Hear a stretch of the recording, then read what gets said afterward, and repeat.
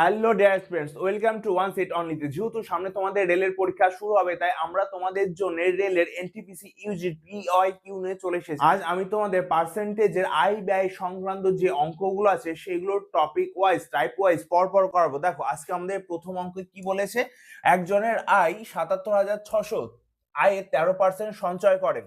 তার আয় যদি 50% এবং ব্যয়ও 50% বৃদ্ধি পায়, তবে তার সঞ্চয় কত হবে হিসাব করে দেখি।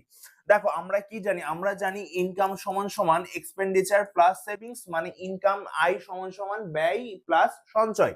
তাহলে 13% কি করে, 13% সঞ্চয় করে। এর মানে হচ্ছে যে 100 টাকা যদি ইনকাম করে, 13 টাকা সেভ করবে। তাহলে খরচ করবে কত, খরচ করবে 87 টাকা। এবার তারপরে বলেছে এই ইনকাম 50% বৃদ্ধি পাবে, বৃদ্ধি পেয়ে কত হবে, 150 টাকা। তারপরে দেখো ইনকাম বৃদ্ধি পেলো, এবার খরচও বৃদ্ধি পাবে কত, 50%। তাহলে 87 টাকা অলরেডি আগে ছিল, এবার 87-র অর্ধেক কত হবে, 40.5। এবার যোগ করো, যোগ করলে 5 7 3 10 শূন্য হাতে 4 130.5 হবে।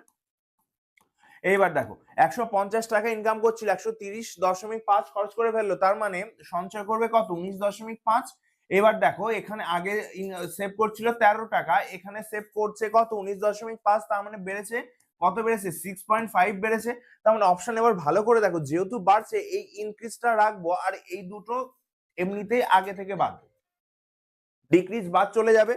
তাহলে দেখো ইনক্রিজ হবে, এবার কতর উপরে ইনক্রিজ হবে সেটা দেখো। তাহলে মোট ইনকাম ছিল ৭৭,৬০০, কতর মান ছিল এটা, 100, বার করতে হবে কত, 6.5/10। এবার দেখো এই দুটো শূন্য কাটছে, এবার 5 দিয়ে এটা 13, 5 দিয়ে কাটলে 2, এবার 2 দিয়ে এটাকে কাটো, 38 দুগুণে 76, 116 8।